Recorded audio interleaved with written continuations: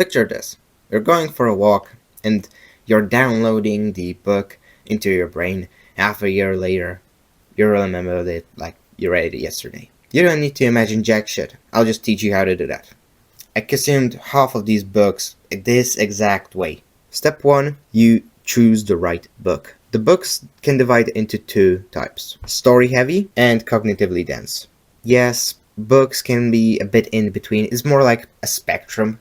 One book may not be entirely on one or the other end, but you can kind of tell what way they're leaning towards. The books that are compatible with that technique, and mostly with audiobooks altogether, are the story heavy books. The books that are cognitively dense, like written in a very hard language, maybe a bit archaic, like Meditations of Marcus Aurelius or Nietzsche's books, stuff like that. That's not good for a Sunday walk, alright? You can agree with that. On the other hand, like books that are like, How to Win Friends and Influence People, The Secret, 12 Rules for Life, those types of like very story heavy books work fabulously in audiobook form. But how do you determine whether a book is story heavy or more cognitively dense? Simple. Ask ChatGPT. You can ask him like something like, I want to listen to an audiobook on a Sunday walk. Like, is this book gonna be good in an audiobook form, or I'm looking for a story-based, more story-heavy book rather than cognitively dense. You write prompts like that and it will tell you, oh yeah, this book is good for, this book is really like story dense, this book is really cognitively heavy. So it's like 3 minutes to check and verify. If you want to do that manually, you can go through like a summary or something. ChatGPT is just the quicker way to go about that. Now to the actual technique. Let's start with a little exercise to make explanation simple. Close your eyes. You can picture your room, right? Visualize your room, that you're standing in your room. You can see, like, you can imagine looking around, looking at the bed, looking at the wardrobe and such. You can do that, right? You see, this was easy enough because you are very familiar with the place. You could probably from memory think like, close your eyes and picture like, oh yeah, I left the books about X on this shelf. You can picture yourself recalling that type of information, can't you? Now, I want you to picture something that's not there in this room. So just close your eyes, picture something that is not in your room. And it may be something as abstract as like, I don't know, a pirate that's digging up a hole with a shovel and digging out Superman from it. Very bizarre, right? Yeah, but that's the exact example the person who taught me this technique 5 years ago used, and I still remember it because it's still ingrained in my memory. The same method is used in memory tournaments. This version is the basic variant, the Castle of Memory. You can use that for like, saving like numbers. Like I remember like I needed to like memorize like a code and need to recall it like 15 minutes later to get my package because my phone was dying.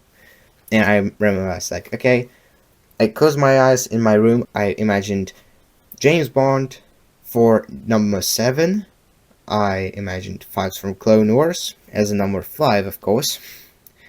And as a 918 number, I just pictured a Porsche 918 Spider. This package I took delivery of it like 2 months ago, and I still remember the code. So this method works pretty well. But how do you automate this? Let me show you how I use that a bit more passively to download information from a book straight into my spatial memory. When I was listening to How to Win Friends and Influence People, I was walking through the same path I was going to school, and there was a particular huge crack in the pavement, one that you couldn't miss possibly. And as I was walking towards that crack, I was listening about the chapter where Abraham Lincoln almost needed to duel someone over him dissing people in letters and in the newspaper. So naturally, I just stopped my audiobook right behind that crack, visualized Abraham Lincoln with a cavalry saber that was described in the book, dueling someone, standing on newspapers and letters. I stopped for like 15 seconds or so, visualizing that. That was like 2 years ago, and I can remember that off the cuff when making this video. And every next time that I went to school or walked through that street, I saw the crack and I remember that lesson. Amazing, right? That's like the more active way of using that skill, actually, where you need to like kind of stop and visualize. The novelty way of using that method is taking advantage of your brain creating new connections in your new connections between neurons in your spatial memory. Because of them being new, you essentially have a kind of an easy way to add information to these new connections when they are created. So let me picture this for you. When I went down for a walk, I walked towards the forest that I knew was there, but I didn't really went for a long enough walk to reach there. I started to listen to 1984, and I can remember what was happening in the book just because I was picturing exactly what was happening while I was exploring the new place. And I can remember that when I was turning and walking into the forest, I was listening about the part where Winston survived the artillery attack on London. And the best part about using the novelty variant of this technique is that you don't necessarily need to go to a new place every time.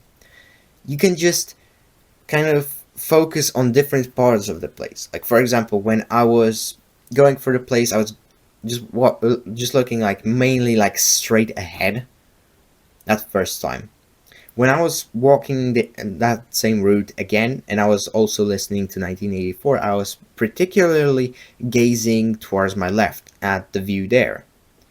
And when I picture myself standing on that road, looking to the left, I can remember the part of the audiobook that I was listening to at the moment, that moment, which was the part where Winston was reading a book that was written by Goldstein, and Winston said a very memorable quote of the best books are those that tell us straight what we know deep down in our hearts. Yeah, I can recall that moment off the cuff because I pictured that scene in my head. And this is how you recall things. So you just, like, in your mind, you can kind of like picture speeding through that road and kind of like looking, gazing, like what was I looking at when I heard this thing. And then you find it after like and after a few seconds when you get like good at it, you'll find it. The part that you're looking at is like when you were hearing the